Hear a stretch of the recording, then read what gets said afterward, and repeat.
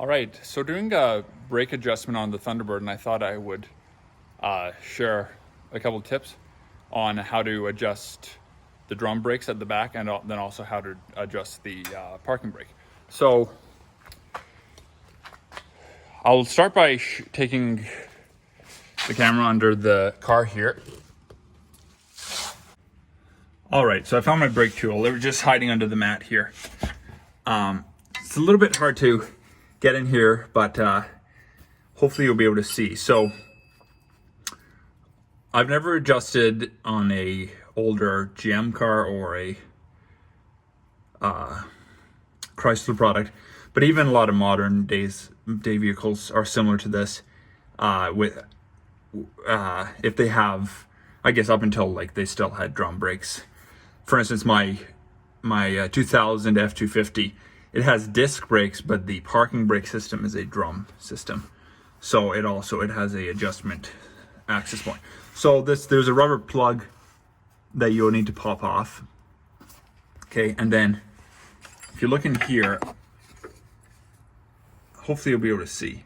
I might not be able to get it on camera, but it might be a little bit too hard to see. But anyways, so if you look inside here, inside this hole, there's going to be like a star wheel. So each vehicle I suppose could be different on which way you turn it. But on this model here, you want to turn the wheel up. So, and you probably want to just double check on your vehicle, but it's easy to tell. But anyway, so typically they'll only go one way. You can get them back the other way, but it's going to be hard. Typically it'll only go one way. So you can use something like this, which is called a brake spoon. You could also use a flat base screwdriver, but this gives you different positions you can access it from. So you're going to get this in here, and I've already adjusted mine because it's hard to show on camera. But I'm going to come up here and I'm going to pry it down or up, depending on which way I need to turn my wheel. But in this case, to tighten, which is typically what you're going to need to be doing, you're going to be going like this, and you're going to be prying up to turn the wheel up. And then you should normally hear a clicking, like a kind of pleasant clicking sound, and that indicates that you're going in the right direction. So there's definitely, I actually over tightened mine a little bit and was able to get them back the other way. But generally speaking, I think you have to take the wheel off. But you'll be able to find out. On my F250, I can go either way to loosen or adjust.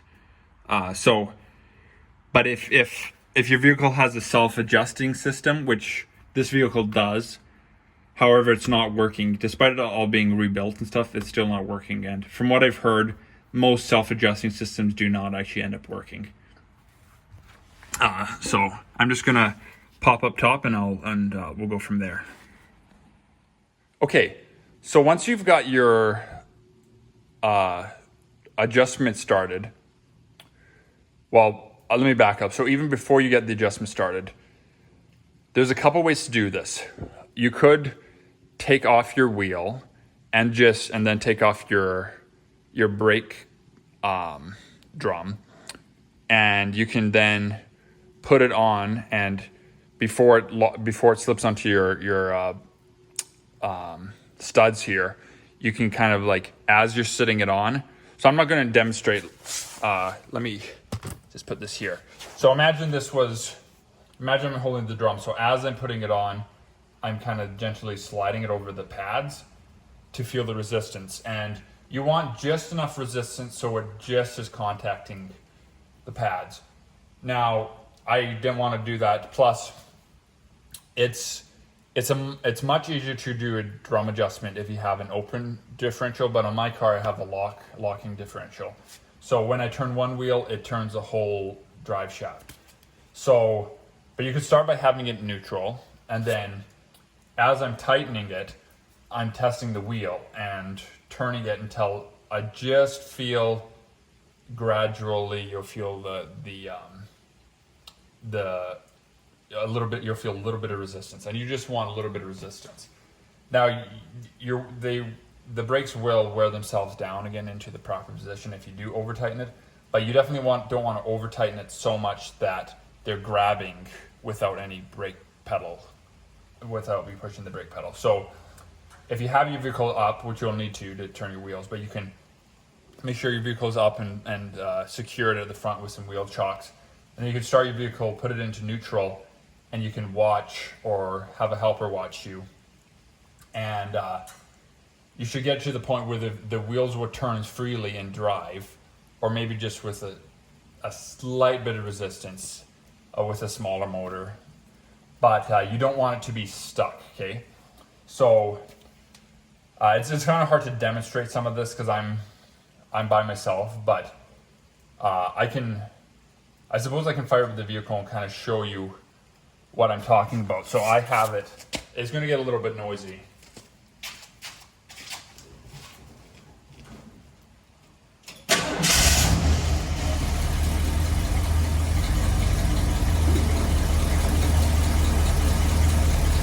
So this is it's in reverse right now, but it's just, you saw it moved a little bit.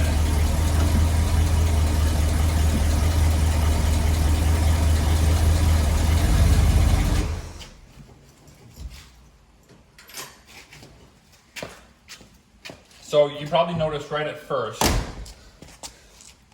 and just to back up, I've already adjusted these, but you saw right at first it moved a little bit and then kind of stopped.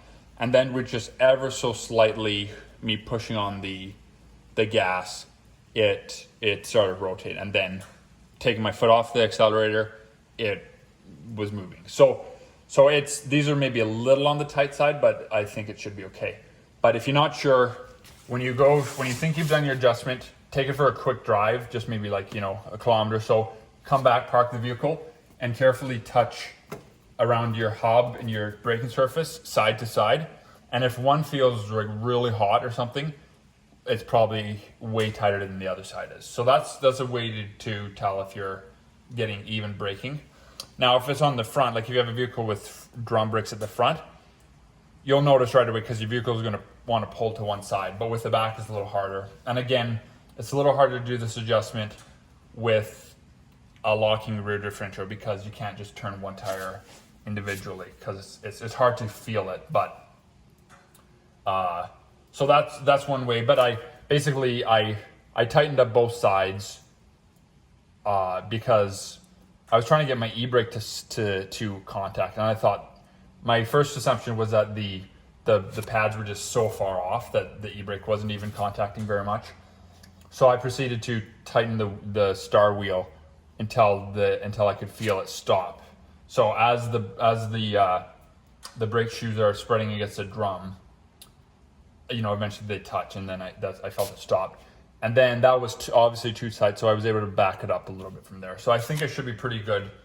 But I'm going to take it, once I get it down and have a chance, I'll take it for a drive and touch just to make sure that one side's not really hot, because then that means, okay, I probably readjusted. But again, in hindsight, what I maybe should have done, I didn't really want to take off the wheels, but I could have taken off both wheels and just felt. But either way, it's not as much of a science with rear wheels because it's not as much of a safety problem with your vehicle pulling side to side. So anyways, hopefully that makes sense. Then obviously once you're done your adjustment, adjust it so it just starts, you can feel your brakes just contacting a bit.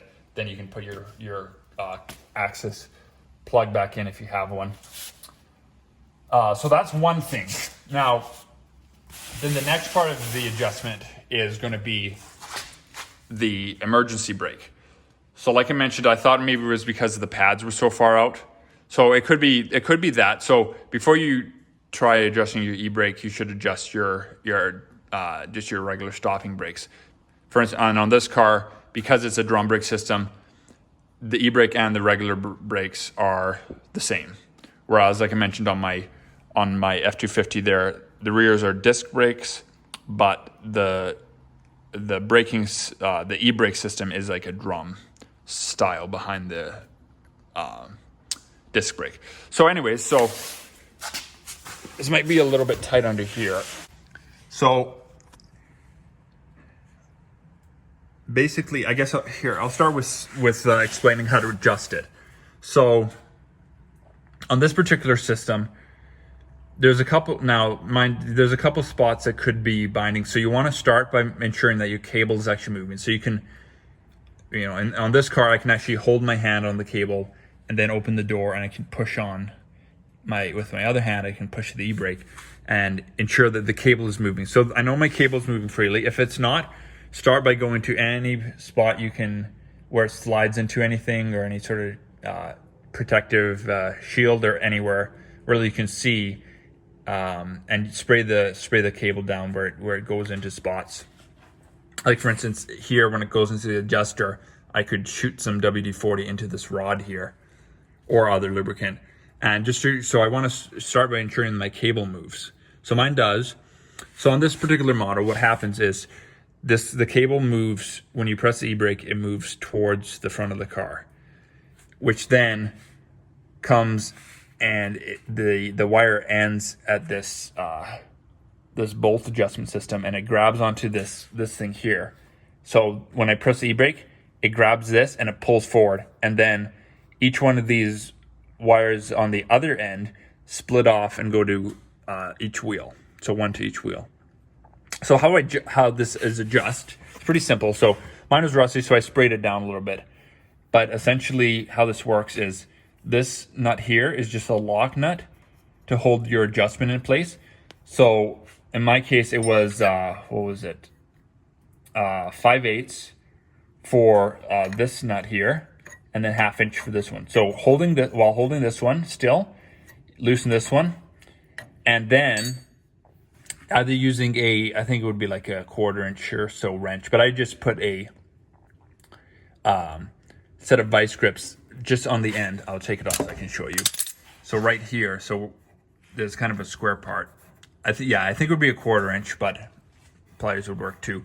So you need to hold this still once you've taken the lock nut off. And then while holding this, then you need to tighten this clockwise. And what that's going to do is it's going to basically pull these two sections closer together, hence engaging your e-brake harder and sooner. And then once you're done, so then as you're making these adjustments, if your vehicle's in the air, you could start your vehicle, put it in drive, and then engage your e-brake and see if it stops. And then your ultimate test needs to be while you're on the pavement, you need to put your vehicle into gear and have your e-brake engaged and make sure it stops your e-brake. And also maybe test on a hill to make sure it'll hold the vehicle on a hill. So that's about it. Like, you don't want it over adjusted necessarily, but over adjusted is better than under adjusted. So your pedal should move somewhat, but it shouldn't sink to the floor. But yeah, so basically the goal is to make sure that your pedal, the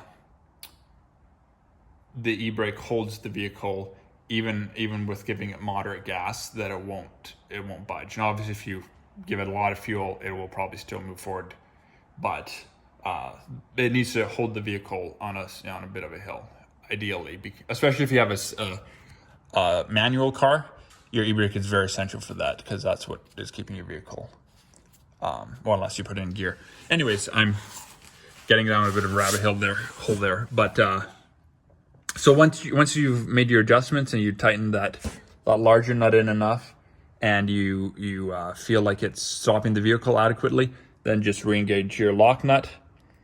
Again, holding both at the same time as you tighten it down. So probably over explaining that a little bit, but I'm sure there's somebody out there that hasn't done this before, and so hopefully that'll be helpful to go into a little more detail like that. So I'm just going to open my car door here.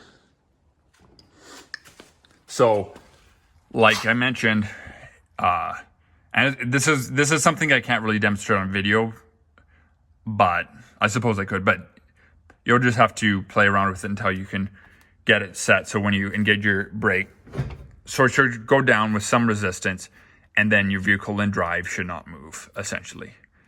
And then, you could again, to verify its stopping properties, you could go on a little bit of an incline or decline, whatever, on a hill, engage your brake, put in gear, and as long as it doesn't roll, you're good. So just release that. So I'm gonna test it a little bit. It still needs to go in a bit, and but essentially what that's doing is it's just bringing your wire closer together, because I was getting contact because my vehicle, it wouldn't stop it, but it would not roll as easily.